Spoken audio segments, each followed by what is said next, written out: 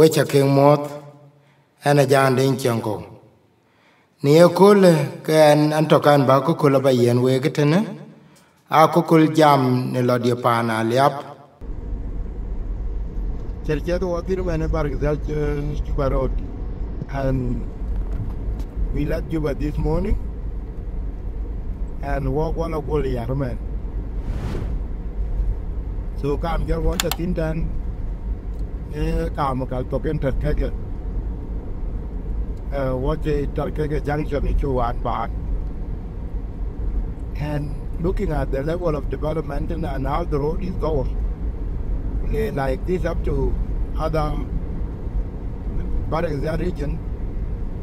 but that means the road is almost the same as the Poro. Which are quite chatting regarding because watch out the 20 child walking only 2 cars. Or maybe they will start using it later during the day. But there are trucks that are able to pass here. So far, so good. We may go and find an tarmac areas. You can I think I can say that this is almost a western route. Like when you say those who have been driving to the western world. We'll tell you more about the road, so please get the clear. Thank you.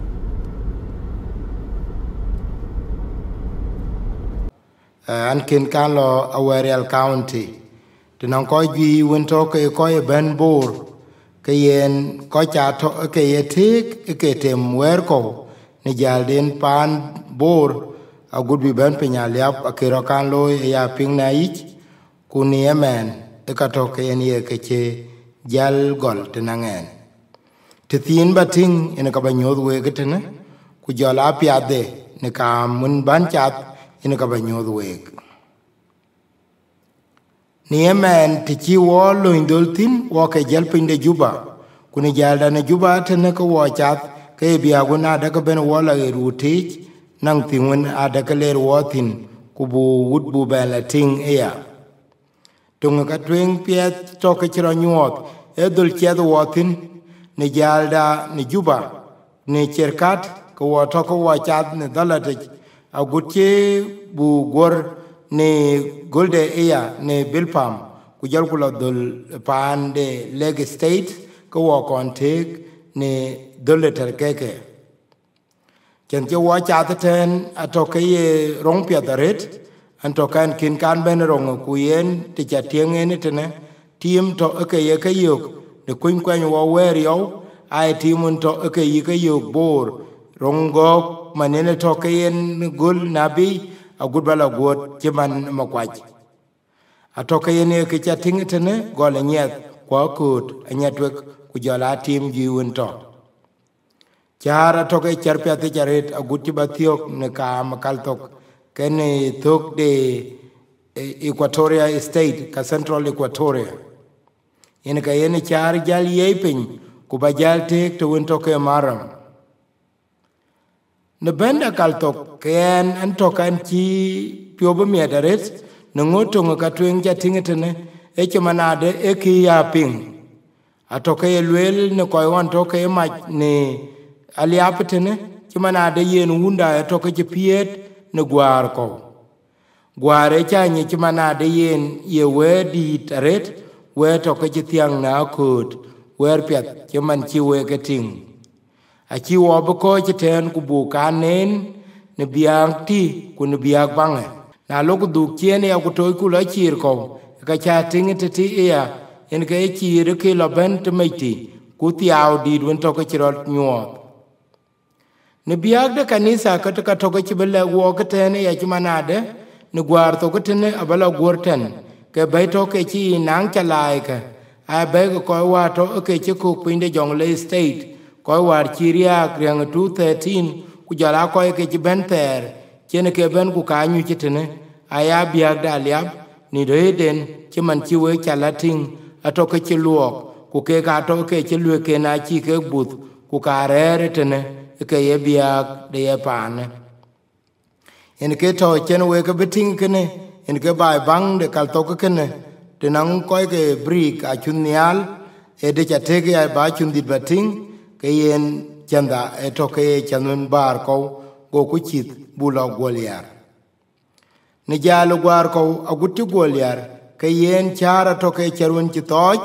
a chen dollar ti ben lo ten ko ke rc adil de ke lui ne tek tek wo ka chuting lwe ku jala chieng de jieng mun ter to ke yu ting bor ato ke chira nyon no ur ke non un to ke ke yik ku jala te pie duna de kerere ko tin ya da penya le ap ato ke chai ting to ni me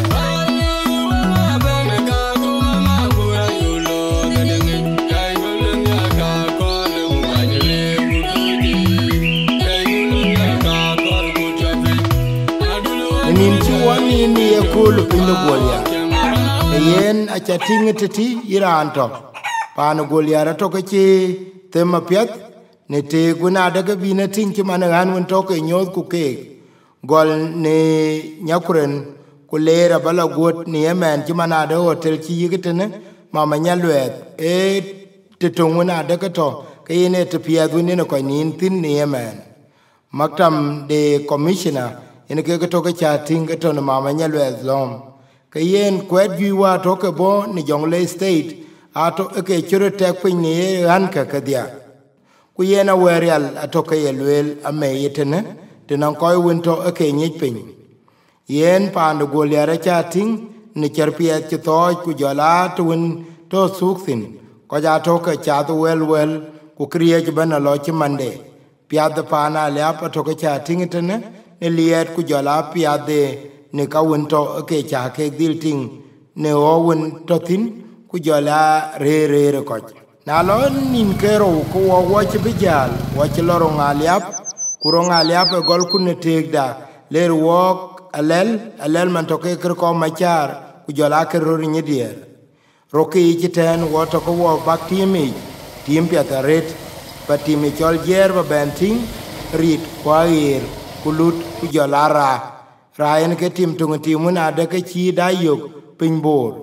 pan pet ke to ke eliet ana cho nang tu na de ke twenye deng ke yin lo badil dia ke yin to no ngo chin tiong mun to ke chu yok en ke rong chu ba ke ke ne a good buet ni tu won to ke le wo ka tiak ke ne chier ko won ke der kur en ka to ke tio ke ten ku jala kwet ko ke chier ten wo chu bla duk na lo ku le dia ko wo chu be jale ya no goliar dil ku tem ju mana de yen ko wo bla pin de dor payam ke bia guna de ke ben wo di la yok wona ran tu ko dir ran wona de ke to ke na ko kul ken ke ni ne dia ti ku ci pana liap ci nyot ne ka ken to ke ye ke ran ne lu ku kore ten e masayo chen geng man to ke ni ke chol mojale chubla yo ke ne winden abor ma kur ku ke kor ku tene ci mana de yen ke be diet ken chen ke ni bi ke ket te tinun chen ke be ket yen ke yala mi gangai kwi gangai beret hawele chama baduni kali binome akin gito ni no ga kwana bor achoti ngarando yerir ku ko tonge hechuk jode ke ngai ku wonga de en koila ya duge ma bai achonya tiri gurir ku ko tongran hechuk jode to gu wonga to yen koila ya duge ma bai ye oh my liru yambe god maku yage dog yan ko yima jangdi tayo met don ko ya kirane pyap kai de garandu oh my liru ari ga yo kala kai akoja ke dungu ka urulen long mariar rajamu binigara ganyandi Kwadatunga gachu long mariar rajamu damaji gayara ganyandi Kwadatunga gachu yo amud binigara ganyandi Kwadatunga gachu yo eta lo Kwadatunga gachu yo ay bani koi Kwadatunga gachu be ay gute Mawon ala barana ne kolan ya gachin nom di balara balala madule balawa jige hey wije tenga tongen ka jodo ga be ayen ge tenga jo chede ga ma bala kormo woda chiang ngadiang bunok ana jiji nyang polmaria ya go ga nyan bi moida bana ka ge maulal ga to nyan juguru ana jiji ya polmaria dong maria ro ya bu ni ga ro nyan dia kwa da tem go nga chu dong maria ro ya bu ro ba ga ro nyan dia kwa da tem go nga chu ga ya bu ni ga ro nyan dia kwa da tem go nga chu e da lo kwa da tem go ga chu ai ni ko e kwa da tem go ga chu ko be ai ga mute ma wong lo ala ba da na ko na ko la ne shem nom di bala ma dule bala wa je ga ba hey mu je tem ton ka jodo mo ga be ari je tem de o je de ga ma bala kormo wo da chiang ma di nguna ana ke yi nyang pol maria ya go ga nyan di mo da bana ko ge Mamlel katonyan jogoro ga na chiri yang pon maria piade dor payam ya toke cha ting ne lugwen toke cha ke ting tene ke lugu ja toke mai ko hoktin a cha ting ne lwang to nge chi wonyu ne yelom e ya chola lu ke yig lu ti kor ku lu ka a toke i na ngo ju jaret lwang to ke chu yo kana ke chi wong te diak ku wan e nyo chi mana de yen na chak ben to bai ku lu ba ho ku ba kamai ku cha lwang chir ke ne cha loy kin de kin ma jo ku eten yen dor payam acha ting ni alea pan manguk pan pet ni to yen na lo nin ko lo ko wa kan ben buduk juba ke bia guna de ke le wok ki chu loy wene to ke chu tul ku jagu ben la duk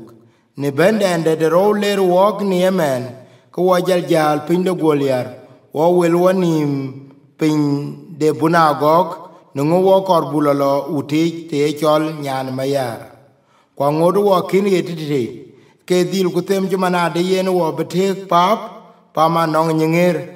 ke yen papa to ke chire ja to ke chiyo pinya to ke chinanga bo di taret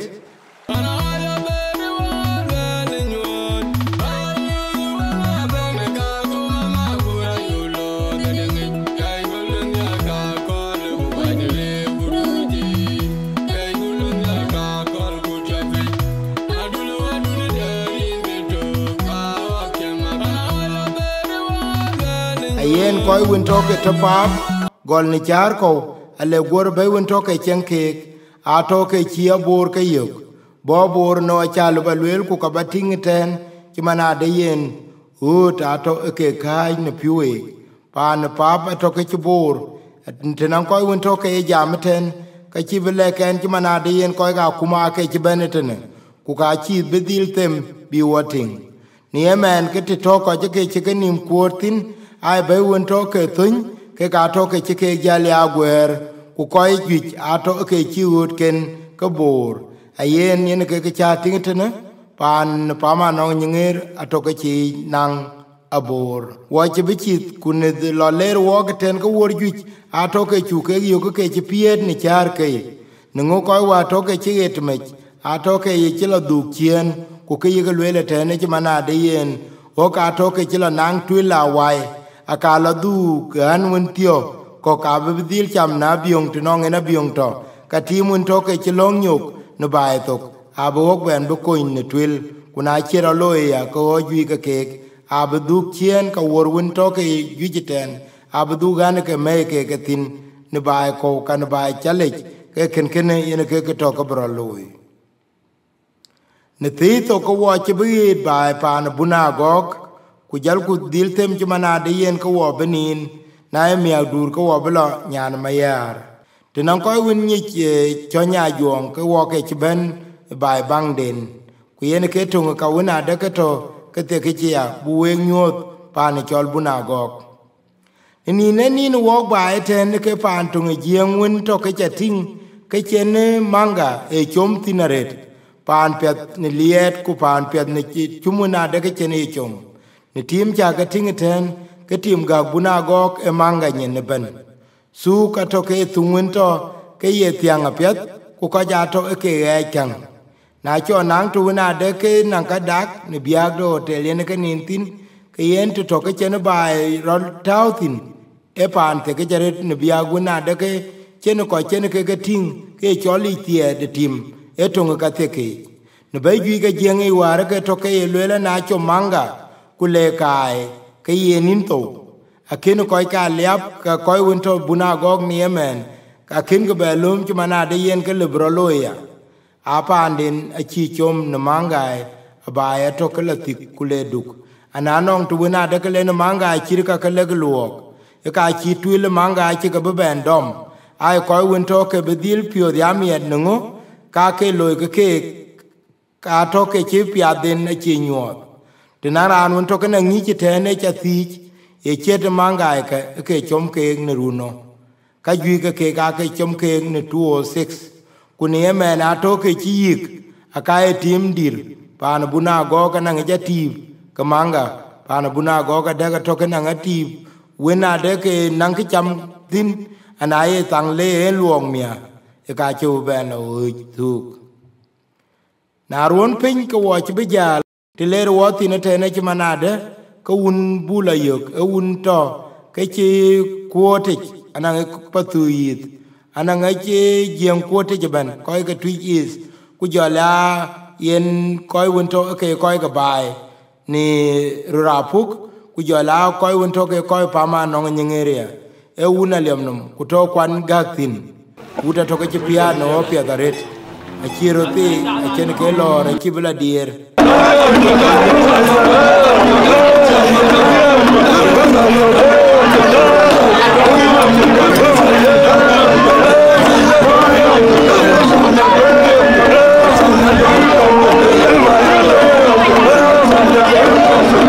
ni yemen iran to ke indai ku iran to ke in ba ko ko ba ping nani in ku ke piedun to pana liap ke yenan kin pana liap ba ken tul tok anangan gi wona de ke kenen ke latin an ke la buyung kwan ke la an ko ke mani an won to ke mech aguran to no chirio wa ken ke der ku te pieduna de ke yo ke ye piad de pana liap gol ni en gwar won chan wele ka kukulde ben goliar ku piada goliar ku jala ben bunagog ku jala worwon ci wokala tin ci manalel lel ko ma char ku jala yen wuti nyan meya ke yen to ke chu nyod we ci manade yen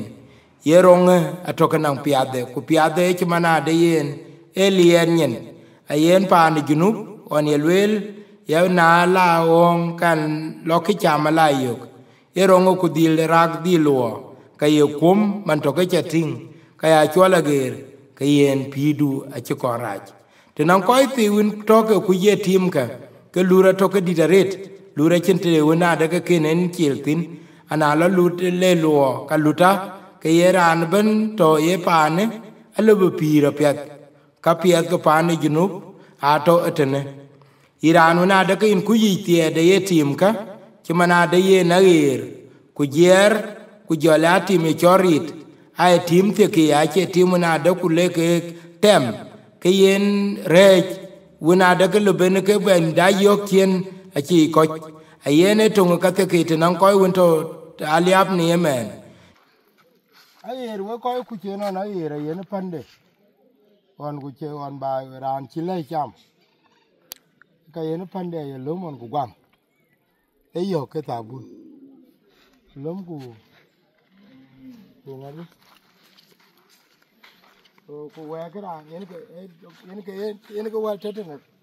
chimana de rong to ke chiro nyuot ku piade nun to kan yen che koy ke chul be chalon ye tim ke ku benang tu na de ben ke yer bi tem ka benang tu na de ben ke ga ir ka yen tim to ke chorit be temping ngo ke tim ka a to kan ke pie bi loy ba ne te ko ngo ya to nyene deng to nya ke tim ka ke kai deng cha twen kuna lorok le ya yo ke yen ke tim ka chiru be ben yo no be ke pye yi ke ben kerong to ke chira nyon ni yemen pe nya liap a chilu ba yo ne an ko pan ka waja ke tim mun to ke chin le ke ya chum ter a to ke che ke yo pin ku ka yeran ja le be tim ke ne ke to be ke jal chum che mane nima ai tim che ne ke cham ye ti ke ka ni ja pet mana de yen panatit ay ran twan ay dek na ay loben ya ci may ke tim kok ci man me lang anan go kunran tim chola adil ni ci mana de yen ayen tutuk ay ka wak ci man ran won to ke ci lay cham